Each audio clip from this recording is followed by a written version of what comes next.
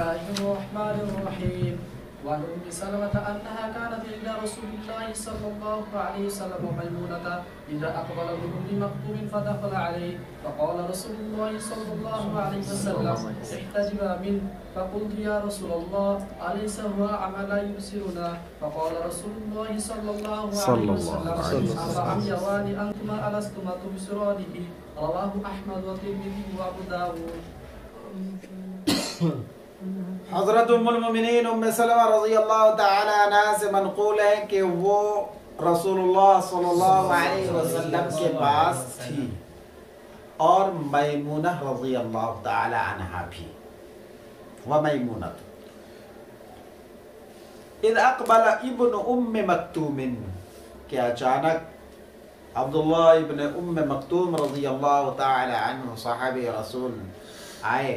فدخل علیہ اور رسول اللہ صلی اللہ علیہ وسلم کے پاس آ گئے. رسول اللہ صلی اللہ علیہ وسلم نے ان دونوں سے یعنی ام المومنین حضرت ام سلمہ رضی اللہ تعالی عنہ اور ام المومنین حضرت میمونہ رضی اللہ تعالی عنہ سے کہا احتجبا من، تم عبداللہ ابن ام مکتوم سے پردہ کرو. ام سلمہ رضی اللہ تعالی عنہ نقل کرتی ہے کہ میں نے کہا یا رسول اللہ الیس هو اعمی لا یبصرنا، کیا یہ عبداللہ ابن ام مکتوم اندھا نہیں ہے، وہ ہم کو دیکھتا نہیں؟ رسول اللہ صلی اللہ علیہ وسلم نے ارشاد فرمایا افعمیان انتما، کیا تم دونوں بھی اندھی ہو؟ الستما تبصرانہ، کیا تم دونوں اس اندھے کو اس نابینا کو نہیں دیکھ رہی ہو؟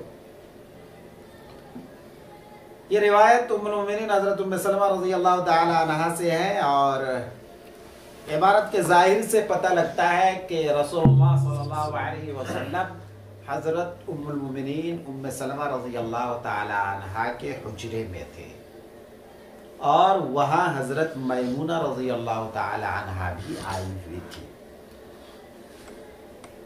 اس لیے کہ فرمایا عن ام سلمہ انہا کانت عند رسول اللہ صلی اللہ علیہ وسلم ومیمونہ، ایسی صورت میں انہا کے اسم پر میمونہ کا عطف ہوگا اور یہ ایسا ہی ہے جیسا کہ وَإِذْ يَرْفَعُ إِبْرَاهِيمُ الْقَوَاعِدَ مِنَ الْبَيْتِ وَإِسْمَاعِيلُ، تو اسماعیل کا عطف ابراہیم پر کیا گیا اور اسماعیل کو بعد میں لایا گیا. یہ نہیں فرمایا اللہ نے وَإِذْ يَرْفَعُ إِبْرَاهِيمُ وَإِسْمَاعِيلُ، یہ نہیں فرمایا. مطلب یہ ہے کہ اصل حضرت ابراہیم علیہ السلام تھے اور باقی حضرت اسماعیل علیہ السلام وہ تو محض معاون اور مددگار تھے. وَمیمونہ بھی پڑھنا صحیح ہے اور وہی زیادہ راجح ہے، اور میمونتو اگر پڑھیں تو یہ بھی پڑھنا درست ہے.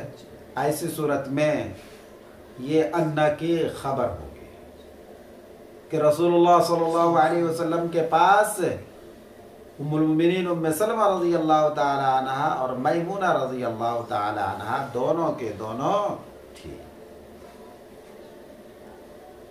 بہرحال حضرت ام المؤمنین ام سلمہ رضی اللہ تعالی عنہ اور ام المؤمنین حضرت میمونہ رضی اللہ تعالی عنہ دونوں کے دونوں رسول اللہ صلی اللہ علیہ وسلم کے پاس کہ اچانک مفاجأت کہ اچانک حضرت عبداللہ ابن ام مکتوم رضی اللہ تعالی عنہ جو ایک مہاجر صحابی اور آنکھوں سے نابینا تھے، جن کے بارے میں قرآن کریم کی وہ آیت نازل ہوئی عبس وتولی ان جاءہ الاعمی، تو اعمی سے مراد یہاں حضرت عبداللہ ابن ام مکتوم رضی اللہ تعالی عنہ بڑے جلیل و قدر صحابی تھے.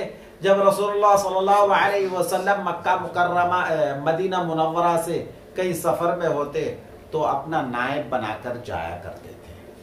حضرت عبداللہ ابن ام مکتوم رضی اللہ تعالی عنہ نماز پڑھایا کرتے تھے.